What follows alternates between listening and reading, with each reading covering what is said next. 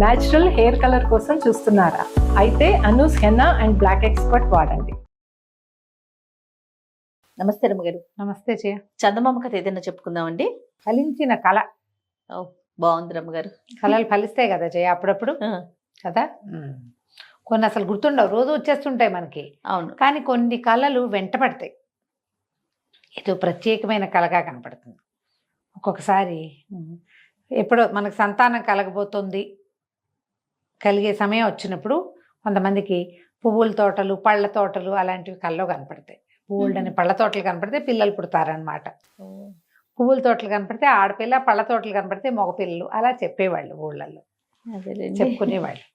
ఆ తర్వాత ఏదో ఊరు వెళ్ళినట్టు, చనిపోయిన వాళ్ళు ఎవరైనా కనపడ్డట్టు అట్లా కళ వస్తే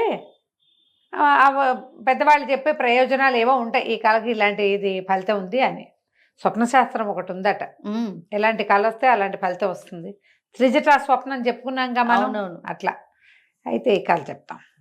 ఒక ఊళ్ళోనట రాజుగారు, బ్రహ్మాండమైన దేవుడి అవి ఇవి చాలా బాగున్నాయి, రాజ్యం చాలా బాగుంటుంది. కాంభోజ రాజ్యం.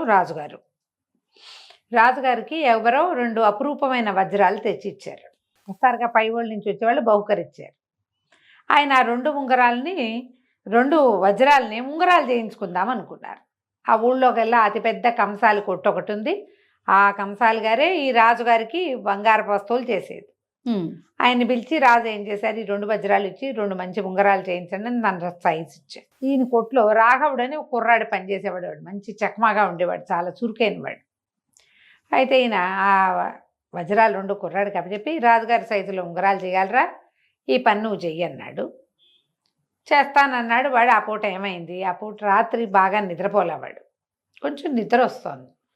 ఆయన కంసాలు, నేను ఇంటికి వెళ్ళి అన్నం తినొస్తాను, వీటి సంగతి చూడమంటే వీడు అవి ఎదురుగుండా పెట్టుకుని బల్ల మీద కూర్చుని పని మొదలు పెడుతూ కళ్ళు మూతలు పడిపోతున్నాయని బల్లకి తలకాయ ఆనించి నిద్రపోయాడు. ఇది వజ్రాలు ఇచ్చి ఒక 2 రోజులు 3 రోజులు అయ్యింది. 2వ రోజు అనుకో, రాజుగారు ఆ రోజు మారు వేషంలో ఊళ్ళో తిరుగుతున్నాడు. కంసాలి వాళ్ళు ఇప్పుడు బజార్లు ఊళ్ళలో ఎట్లా ఉండేవి అప్పుడు ఆ కాలంలో, ఎవరికి వారివే ఉండి అంగళ్ళు, ఏ అంగడికి ఆ అంగడి అంటే ఈ రకం అంగళ్ళన్నీ ఈ లైను. అవును, అట్లా ఉండేవి బజార్లు. మనకు కూడా ఈ బందర్ బెదవాడలో అలాగే ఉండేవి. అవును రమ్మగారు. ఇప్పుడు కూడా మనం బేగం బజార్ వెళ్తామా, భలే ప్రత్యేకంగా కనపడతాయి. పచారీ సామాన్లన్నీ ఓ వైపు, ఇత్తడి కొట్లన్నీ ఓ వైపు, ఈ బంగారం ఇమిటేషన్ వస్తువులు దొరికేదంతా ఓ లైను, 1 గ్రామ్ గోల్డ్ కనపడుతుంది. బట్టలకు ఓ లైను. మనకు కూడా హైదరాబాద్ బ్యాంక్ స్ట్రీట్ అని లేదా, అట్లా ఉన్నాయి. ఈ కంసాలు సందు వైపుకి వస్తుంటే ఉంగరాలు ఏమైనాయో మొదలుపెట్టాడో లేదో చూద్దామని ఆయన కొట్లోకి వచ్చాడు. వస్తే కుర్రాడు కూర్చుని ఉన్నాడు, పని చేస్తున్నాడు అనుకుంటే కాదు, వాడు నిద్రపోతున్నాడు. ఈయన ఏం చేశాడు, అటు ఇటు చూసి వీపిది పెడేయాలమని కొట్టి ఒక్క అంగలో బయటకు వచ్చేసాడు రాజుగారు. ఈ కుర్రాడు అని అదురుకుని లేచాడు. మనం నిద్రపోతున్నప్పుడు పెడేయాలమని ఎవరన్నా కొడితే లేవం, లేచి మరి ఎవడరా నువ్వు, మంచి కళ పాడు చేసావు దుర్మార్గుడా అన్నాడు. వాడు ఆ బల్ల మించి లేచి అది చుట్టుకుని వచ్చేసారు కల్లా రాజుగారు అవతలకి వెళ్ళాడు. కానీ ఆయనకు స్పష్టంగా మంచి కళ పాడు చేశావు అనేది వినపడింది. ఆ కళ ఏమిటో వినాలని ఉంది ఆయనకి. మామూలుగా భలే కళ వచ్చింది తెలుసంటే, ఏం కళ వచ్చిందని అడగమా మనం. రాజుకి ఆ ఎక్సైట్మెంట్. వాడిని పిలిపించారు సాయంకాలం దేవుడిలోకి. ఏరా, మంచి కళ వచ్చిందన్నావు కదా మధ్యాహ్నము, నీకేం కళ వచ్చిందో చెప్పు అనగానే కుర్రాడు దక్కుబడి, కాదండి కళ మంచిదే అనుకోండి, మీకు చెప్పేది కాదు, చెప్తే మీరు ఏమంటారు, ఏమన్నా చెప్పమన్నారు, మీరు ఏమన్నాను మీరు చెప్పినా సరే నేను చెప్పనండి మీకు అన్నాడు. అడిగినా చెప్పల. వాడొక 20-25 ఏళ్ళ పిల్లాడు, కుర్రాడు, చక్కగా మెరుపు తీగల్లే ఉన్నాడు. చేయాలో తెలియలే. వీడిని చీకటి కోట్లో పడేయండి, మళ్ళీ కలగని చచ్చినట్టు చెప్తాడు అని చెప్పి కోట్లో పడేయించారు. వీడికి ఏం చేయాలో తెలియలేదు. ఇక్కడే ఉంటే వీళ్ళు కొన్నాళ్ళకి ఇటకే చచ్చిపోతానే ఏమిటో. 3-4 రోజులు గడిచింది. ఏదో ఇంత ముద్ద పెడుతున్నారు, వాడికి అందులో ఉండాలని లేదు. వాడు చూస్తే ఆ చీకటి కొట్లో ఒక సాధనం దొరికింది వాడికి, ఇంతదేదో. ఆ కొట్టుకి ఒక కిటికీ ఉంది. వీడు ఆ సాధనంతో, ఇనపదాంతో ఆ కిటికీ దగ్గర కొట్టి కొట్టి కొట్టి కొట్టి కిటికీ ఊడదీశాడు. ఊడదీసి అందులోంచి బయటకు వచ్చాడు రాత్రి వేళ.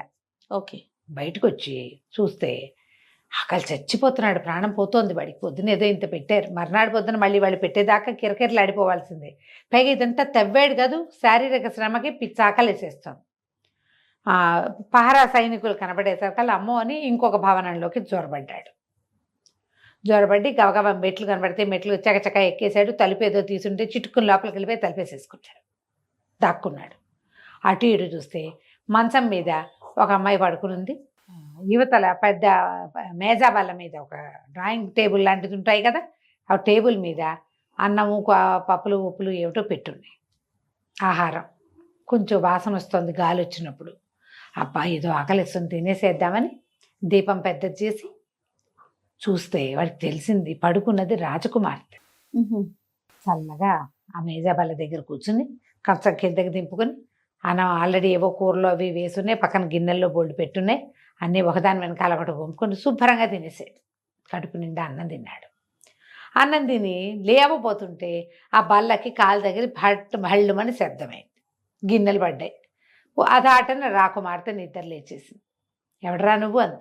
నేను ఎవరైతే ఏంలే అన్నాడు. అనేసరికలు ఉండు నేను రక్షక పట్లకు పట్టిస్తా అంటే పిల్లాడు కుర్రాడు అన్నాడు. వీడు రాఘవుడు.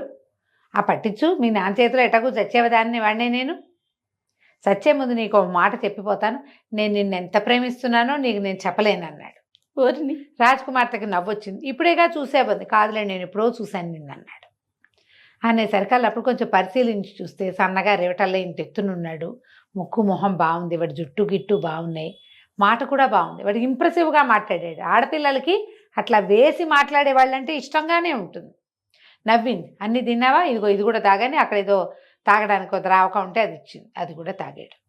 తాగాక ఎవరైనా వస్తారు మరి, సరే నేను వెళ్ళిపోతానన్నాడు. మళ్ళీ ఎప్పుడు వస్తావు అని అడిగింది. రేపు వస్తాలే ఆకలిస్తే అని చెప్పి మర్నాటి నుంచి రోజు రాత్రిపూట ఆ కిటికీ ఊడ తీసుకుని నడుచుకుంటూ వచ్చి చీకట్లో రాజకుమార్తె గదిలోకి వెళ్ళిపోయి శుభ్రంగా పళ్ళెంతో పెట్టున్నవని తిని కబుర్లు చెప్పుకుని వాళ్ళిద్దరికి అచ్చంగాయలు ఆడుకునే వాళ్ళు కబుర్లు చెప్పుకునేవాడు. రాజకుమార్తె వీడి ప్రేమలో పడిపోయి ఉంది. ఈ ఇట్లా నడుస్తూ ఉండగా ఏమైందట, ఈ రాజుగారిది కాంభోజ రాజ్యం కదా, చిన్న రాజ్యం. పెద్ద చక్రవర్తి ఒక ఆయన ఉన్నాడు. ఇట్లాంటి 25-30 రాజ్యాలు ఆయన కింద ఉంటాయి. ఆయన ఏం చేశాడట, 3 గుర్రాలను పంపించి మీ రాజ్యంలో తెలివిగల వాళ్ళు ఉన్నారా, ఈ 3 గుర్రాలది వయసు కనిపెట్టండి, ఏది పెద్దదో ఏది చిన్నదో చెప్పాలి అని పంపించారు. 3 సమానంగా ఉన్నాయి, నల్లటివి, చక్క కుచ్చుతోకలు. రాజు చూశాడు, సైన్యాధిపతి చూశాడు, అశ్వశాలాధ్యక్షుడు చూశాడు, ఎవరికి తెలియదు. రాజుగారు మా అమ్మాయి భలే తెలివిగలది, అమ్మాయి కబురు చేస్తానన్నాడు. అమ్మాయి వచ్చి చూసింది. ఏమో నాన్న నాకు తెలియట్లేదు అని.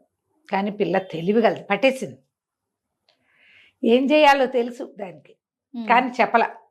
వెళ్ళిపోయి ఎంతమందో తెలివిగల వాళ్ళని చెరసాలలో బారేసావు, ఎవడైనా చెరసాలలో తెలివిగలవాడు ఉంటే వాడిని కేకేసి కనుక్కో నాన్న అని చెప్పింది. ఇది సాయంకాలం జరిగింది. రాత్రికి మన కుర్రాడు రాఘవుడు భోజనానికి రాజకుమార్తె దగ్గరికి వెళ్ళాడు. రాజకుమార్తె అంది, రేపు పొద్దున్నే మా నాన్నకు నువ్వు గుర్తొస్తావు, పిలుస్తాడు, 3 గుర్రాలు ఉంటాయి, అక్కడ నువ్వు ఈ ప్లాన్ చెయ్యి అని చెప్పి కుర్రాడికి చెప్పేసి వాడి శుభ్రంగా అన్నం తిని తెల్లవారేసరికల్లా తన గదికి చేరుకున్నాడు చీకటి కొట్టులోకి. సరే రాజుగారు ఏ నేరాల మీద ఎవరెవరిని అరెస్ట్ చేశాము లిస్ట్ అంతా తీయండి, అమ్మాయి చెప్పింది కదా చూద్దాం ఎవడైనా తెలివిగలవాడు ఉన్నాడేమోనని. అన్నీ చూసాక గుర్తొచ్చింది ఆయనకి. చీకటి కొట్లో ఒక కుర్రాన్ని పడేసాము, శలాకలాగా ఉన్నవాడిని. వాడి శక్తి అయితే వాడి కళ ఏమిటో చెప్పలా మనకి ఆకేస్తున్నాడు అన్నాడు. బతికే ఉన్నాడు, ఎందుకు బతికుండాడు, శుభ్రంగా రాకుమార్తె తినాల్సిన అన్నం అంతా తింటున్నాడు వాడు, నుండగా ఉంటాడు. పిలిచాక రాజన్న అడిగాడు, నీ కళ ఏమిటో చెప్తావంటే చచ్చినా చెప్పనండి అన్నాడు. సరే చచ్చకపోతే పోయావు, ఇగో ఈ 3 గుర్రాలు ఉన్నాయి మన దగ్గర, వీటిలలో దేని వయసు ఏమిటో చెప్పగలవా అన్నాడు. చెప్తానండి ఇదైతే అన్నాడు. ఏం చేయమంటావు, ఎట్లా చెప్తావంటే యవధాన్యం పట్టు తెప్పించండి, 3 ముందు యవలు పెట్టించండి, తిన్నాక చూద్దామన్నాడు. 3 ముందు 3 ఇంతంత ఇవి పెడతారు, చెక్క వాటిలలో ఇంత తొట్టెలలో ఉన్న దాంట్లో యవధాన్యం నిండా పోసి పెట్టారు. మొదటిది మొత్తం తినేసింది, రెండోది సగం తిన్నది, మూడోది అందులో మొహం పెట్టి అదేమిటో చూసి మానేసింది. యవధాన్యం ముదిరిన గుర్రాలే తింటాయి, ఓహో, లేత గుర్రం తిందు. ఏం చెప్పాడంటే మొత్తం తినేసిన దాని వయసు 3 ఏళ్ళు లేదా ఆ పైన, సగం తిన్న దాని వయసు 2 ఏళ్ళు, అసలు తిన్న దాని వయసు 1 ఏడాది. ఒప్పుకున్నారు వాళ్ళతో పాటు వచ్చిన వాళ్ళు. నిజం, అసలు తిన్న యవధాన్యం అలవాటే లేదు దానికి, అందుకని అది అసలు ముట్టుకోలే. రెండో దానికి కొంచెం 1 ఏడాది వెళ్ళాక పెడతారు, కొద్దిగా తిన్నది సగం. మూడోది ఇప్పటికి 2 ఏళ్ళ నుంచి తింటోంది, అందుకని శుభ్రంగా తినేసింది. రాజు ఆశ్చర్యపోయాడు. కుర్రాడిని మళ్ళీ అడిగాడు, నీ కళ చెప్పవా అంటే నేను చెప్పను అన్నాడు. మళ్ళీ వీడిని కొట్టబారండి తీసుకుపోయి అన్నాడు. మళ్ళా వాడిని కొట్లో పడేశారు. 6 నెలలు గడిచినాయి. 5 నెలల్లో చక్రవర్తి గారి దగ్గర నుంచి ఒకడు వచ్చాడు, మళ్ళీ ఒకడు. రాజ్యంలో తెలివిగల వాళ్ళు ఉంటే ప్రశ్నకి సమాధానం చెప్పాలి. ఏమిటి? 3 రకాల పళ్ళు తెచ్చాడు, 3 యాపిల్స్. అవి ఏ యాపిల్ ఎంత నిలవబడిందో చెప్పాలి. ఓహో. ఏది బాగా పండింది, ఏది సగం పండింది, ఏది పండలేదు చెప్పమన్నారు. 3 పళ్ళు పెట్టారు. 3 ఒకటే రంగులో ఉన్నాయి. మళ్ళీ యువరాణి వచ్చి నవ్వుతూ చెప్పింది, నాకు తెలియలేదు అని. కానీ తనకు తెలుసు, దానికి ఏం చేయాలి. అది రాత్రికి మళ్ళీ మరి రాఘవుడికి అప్పచెప్పింది రాకుమార్తె. తెల్లవారేసరికి రాఘవుడికి ముందు ఒకరోజు సమాధానం చెప్పాడుగా, పిలిచారు. పిలిస్తే రాజుగారు అడిగారు, నీ కళ చెప్తావంటే, నా కళ చెప్పనండి, మీకు ఏం కావాలో అడగండి, అది చెప్తాను, కళ తప్ప అని చెప్తాను. ఈ 3 పళ్ళకి ఏ పండుకి వయసు చెప్పగలవంటే చెప్తానని ఏం చేశాడు, 3 పళ్ళని 3 గ్లాస్ బౌల్స్ తెప్పించండి, నిండా నీళ్లు పోయిండని. 1 2 3 పళ్ళని నీటిలో వేసాడు. ఒకటేమో కింద కూర్చుంది పోయి, ఈ పండు అన్నిటికంటే ముసలిది, అలా అనుకోండి. కిందకి వెళ్ళింది, బరువుగా ఉంది. ఇది లేతది, అంటే ఇప్పుడే కట్ చేసుకుని తినచ్చు దాన్ని. రెండోది సగం మునిగింది, సగం దాకా వెళ్ళి అక్కడక్కడ తిరుగుతుంది. దీనికి వయసు ఎక్కువ. ఈ పండు కంటే ఈ పండు పెద్దది. 3వ పండు నీళ్ళ మీద లేదు, పైన తేలుతుంది. బరువు లేదు, బెండులా ఉంది అది. ఇది అన్నిటికంటే పాత పండు. తెచ్చిన వాళ్ళు అవునండి అన్నారు. వాళ్ళ గుర్తులు వాళ్ళకు ఉంటాయి, వాళ్ళు గుర్తుపడతారు. అదేలేండి. అవును, ఇది సమాధానం కరెక్ట్గా చెప్పామన్నారు. బాగు ఇది చేసేదేముంది, సరే పంపించేశారు. మళ్ళీ అడిగాడు, కళ చెప్పంటే వాడు నేను చెప్పను అన్నాడు. రాకుమార్తె మేనేజ్ అవుతూనే ఉంది, చక్కగా రాత్రిపూట వస్తున్నాడు, తింటున్నాడు. తర్వాత చక్రవర్తి ఏం చేశాడు, 12 మంది చిన్నపిల్లల్ని పంపించాడు. 12 మంది ఒకటే రకం బట్టలు, ఒకటే రకం తల పనులు, హెయిర్ కట్స్, ఒకటే మొహాలు అటు ఇటుగా అంటే ఒకే ఏజ్. అదే. కానీ వీళ్ళలో ఆడపిల్లలు ఎంతమంది, మగపిల్లలు ఎంతమంది చెప్పమన్నారు. ఓహో. దీనికి ఎట్లా చెప్తారు? రాకుమార్తెని చెప్పింది సమాధానం. 3వసారి మళ్ళీ రాఘవుడిని పిలిచేసరికల్లా సరే రాఘవుడు వచ్చి ఏమన్నాడంటే, భోజనాలు పెడదాం, వీళ్ళకి చక్కగా భోజనం వడ్డించండి. సరే అందరికీ పిల్లలకి భోజనం పెట్టారు. భోజనం పెట్టాక భోజనం పెట్టే ముందు చేతులు కడిగించాలి. చేతులు కడగటానికి అందరికీ నీళ్ళు ఏర్పాటు చేశారు. రాఘవుడు ఏం చెప్పాడంటే, వేడి నీళ్లు పట్టుకురండి. అందరినీ వేడి నీళ్లు పోసి చేతులు కడిగించారు. అమ్మో అన్న వాళ్ళందరినీ ఒక లైన్లో నుంచోబెట్టాడు. వేడిగా ఉన్నాయి అని చేతులు కడుక్కున్న వాళ్ళని ఇంకో లైన్లో నుంచోబెట్టారు. చేతులు కాలిన వాళ్ళు మగపిల్లలు, భరించగలిగిన వాళ్ళు ఆడపిల్లలు. ఆడపిల్లల చేతులు వేడిని భరిస్తాయి. లోక విదితం కదా. ఇంత తెలివితే వీడికి, రాజకుమార్తె చెప్పలేని విషయం కూడా వీడు చెప్పేస్తున్నాడు. ఓహో. మంత్రిని అడిగాడు, ఏం చెయ్యాలి? ఏం చేయటం ఏంటండి, ఇంత తెలివైన వాడు మన రాజ్యంలో ఉండటమే మనకు గొప్ప. 3 సార్లు చక్రవర్తి దగ్గర నుంచి వచ్చిన వాటికి ఇది సమాధానం చెప్పాడు. మనం సరిగ్గా చెప్పలేకపోతే చక్రవర్తి మన శిస్తులన్నీ పెంచేసేవాడు. మీ రాజ్యంలో అందరూ తెలివి తక్కువ పెద్దమ్మలు డబ్బులైనా ఇవ్వండి అనేవాడు. 3 సార్లు తిరగొట్టాడు. వీడు ఇలాంటి వాడిని ఉంచుకోవాలి. రాజ్యంలో పౌరుడిగా కాదు, ఇంట్లో సభ్యుడిగా ఉంచుకోండి. రాకుమార్తెనిచ్చి పెళ్లి చేయండి, నా మాట వినన్నాడు. ఓహో. రాకుమార్తె నేను కూడా అదే అనుకుంటున్నాను నాన్న, నాకంటే వీడు చాలా తెలివైన వాడు అన్నది. అనేసరికి రాజుగారు సరేననుకుని ఈ కంసాలకోటలో పనిచేసే రాఘవుడికి రాజకుమార్తెనిచ్చి వివాహం చేశారు. అయితే ఇంతలో ఏమైంది, ఆ చక్రవర్తికి ఏమనిపించింది, ఏమిటి ఈ 3 సమాధానాలు ఎక్కడి నుంచి వచ్చినాయి, 3టిని ఒకటే చెప్పాడు. అంటే వాడికి అంత తెలివైన వాడా వీడు? ఇంత తెలివైన వాడిని ఇక్కడ వదిలిపెడితే రేపొద్దున వాడు రాజ్యానికి చక్రవర్తి అవ్వడానికి చూడ్డా అని ఆలోచించి, ఆ తెలివైన కుర్రాన్ని మా దగ్గరికి పంపించండి, మాకు ఇక్కడ కొన్ని తెలివిగల వ్యవహారాలు ఉన్నాయని చక్రవర్తి దగ్గరికి పంపించారు. పంపిస్తే, రాబోయ్ నువ్వు చాలా తెలివిగల వాడివన్నారు, ఇదిగో చూడు అని ఒక ప్రశస్తమైన ఇనప ముక్కని రేకుని ఒకటి ఇచ్చాడు. దీంతో ఇది అల్లి పంపించాలి, వస్త్రం వేసి పట్టుకురా అని చెప్పాడు. చెప్పేసరికల్లా దాంతో ఎట్లా చేస్తారు? తను ఆశ్చర్యపోయాడు. సరే చూద్దామని ఆ ఇనం ముక్కని చేత్తో పుచ్చుకున్నాడు. ఇతనికి ఒక చోట ఉండడానికి వసాది అరేంజ్ చేశారు. రాజకుమార్తెతో పెళ్ళైపోయింది. అవును. పెళ్ళయ్యాక చక్రవర్తికి ఏమనిపించింది, ఇంత తెలివిగల సమాధానాలు చెప్పిన వాడు ఒకడే అయితే రేపొద్దున పెద్ద రాజ్యానికి ఎసరు పెడతాడు వాడు. ఓహో. వాడిని ఏదో ఒక రకంగా మట్టు పెట్టాలి అని చెప్పి రాజుగారు, కాంభోజ రాజుగారికి కబురు చేశారు. చాలా తెలివైన ఐడియాలు ఇచ్చిన మీ అల్లుడిని పంపించమని. అల్లుడు ఊళ్ళోకి వచ్చాడు, చక్రవర్తి గారి దగ్గరికి వచ్చాడు, వేరే రాజ్యం. వచ్చేసరికల్లా చక్రవర్తి అన్నాడు, ఆహాహా నువ్వు చాలా తెలివిగలవాడిపోయి ఎంత క్లిష్ట ప్రశ్నలకైనా సమాధానాలు చెప్పావు. ఇదిగో ప్రశస్తమైన రేఖ ముక్క, ఇది తీసుకో, దీంతో చక్కటి పట్టుబట్ట అల్లి పట్టుకురా అని చెప్పాడు. అర్థం కాల రాఘవుడికి. ఇదేమిటి ఇనం ముక్కతోటి పట్టుబట్ట అల్లమంటాడు? పట్టుబట్ట అల్లే దేనితోటి? పట్టుదారాలతో. ఇనం ముక్కతో ఎట్లా చేస్తారు? పోనీ ఐడియా యుక్తి చెప్పడానికి భార్య కూడా దగ్గర లేదు. ఇతనికి ఒక బస ఇచ్చారు, ఆ బసలో అటు ఇటు తిరుగుతుంటే చక్రవర్తి గారి కూతురు వచ్చి మీ వివాహానికి జరిగినప్పుడు నీవి పటాలు అవి పంపారు, నువ్వు నాకు ఎంతో నచ్చావు, ఓహో నువ్వు చాలా తెలివిగలవాడివి అని మా నాన్న తండ్రి గారు చాలాసార్లు చెప్పారు. నాకు కూడా నీ మీద మనసు కలిగింది.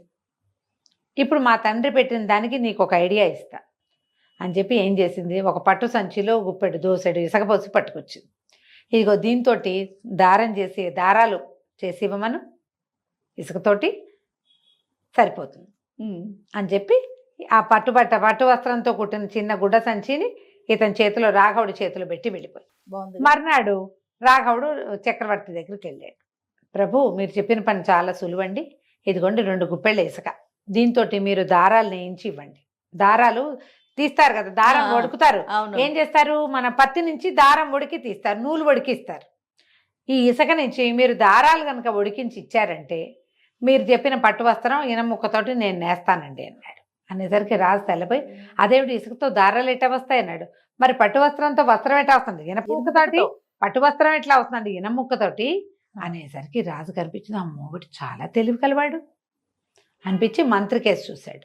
ఆ మంత్రి అన్నాడు, మహాప్రభు కాంభోజరాజు వీడి తెలివిని గ్రహించి తన తెలివిని గ్రహించే పిల్లనిచ్చి పెళ్లి చేసి ఇంట్లో పెట్టుకున్నాడు, అల్లుడు చేసుకున్నా. ఇప్పుడు మనం అక్కడ వదిలిపెట్టామనుకోండి రేపొద్దున మనకెసరు రావచ్చు. అందుకని ఈయన్ని మనం కూడా అల్లుడిని చేసేసుకుందామండి, రాజకుమార్తెని చక్రవర్తి కుమార్తెని పిలవండి అన్నారు. చక్రవర్తి కూతురు వచ్చింది, అమ్మాయి ఇతన్ని వివాహం చేసుకుంటామంటే నీ ఆజ్ఞ నాన్న, నువ్వు ఏది చెప్తే చేస్తాను అని అనగానే చక్కగా రాఘవుడికి చక్రవర్తి గారి కూతురికి పెళ్లి చేసేశారు. ఓకే. చక్రవర్తి కూతురుని తీసుకుని మన రాఘవుడు తన సొంత ఊరికి మామగారింటికి బయలుదేరి వెళ్ళాడు. యువరాణులు ఇద్దరు ఒకళ్ళనొకళ్ళు సంభావించుకున్నారు. ఆ రోజు రాత్రి భార్యలిద్దరితోటి రాఘవుడు తోటలో పడుకుని కులాసాగా కాలక్షేపం చేస్తున్నాడు. రాజుగారు వచ్చారు అల్లుడిని చూడడానికి. మొత్తానికి చక్రవర్తిని బోల్తా కొట్టించి పిల్లని పెళ్లి చేసుకొచ్చినందుకు అభినందించడానికి వచ్చాడు. వస్తే ఒక అమ్మాయి ఏమో వీణ వాయిస్తోంది, రెండో అమ్మాయి ఏమో తమలపాకు చిలకలు చుడుతుంటే రాజుగారు వచ్చి, నువ్వు ఘటికుడు పోయి కళ మాత్రం చెప్పలేదు, నువ్వు ఇంత చేసుకొచ్చావు అన్నాడు. రాఘవుడు నవ్వాడు, ఇదేనండి నాకు వచ్చిన కళ. నేను మంచం మీద పడుకుని విశ్రాంతిగా ఉంటే రాజకుమార్తె తమలపాకు చిలకలు చుడుతున్నట్టు, చక్రవర్తి కుమార్తె వీణ మీటుతున్నట్టు కళ వచ్చింది. నేను గనక ఆ కళ చెప్తే నన్ను బతకనిచ్చేవాళ్ళ మీరు? కళ చెప్పకపోవటం వల్లే ఫలించిందంటే ఇదే నాకు వచ్చిన కళ, నేను ఇది కలగన్నాను ఆ రోజు అని చెప్పాడు. రాజుగారు ఆశ్చర్యపోయాడు, కళ నిజమైందిగా, అదే అవుతాయి అప్పుడప్పుడు. ఆయన సంతోషించి అల్లుడిని శతవిధాలుగా దీవించి, నువ్వు చక్రవర్తి కూడా అల్లుడయ్యావు, చక్కగా నీ జీవితం ఎంతో బాగుంటుందని ఆశీర్వదించి ఆడపిల్లలిద్దరితో అల్లుడిని అక్కడే వదిలిపెట్టి వెళ్ళిపోయాడు. కథ కంచికి మనం ఇంటికి. బాగుంది రమ్మ గారు. నమస్తే. నమస్తే జయ.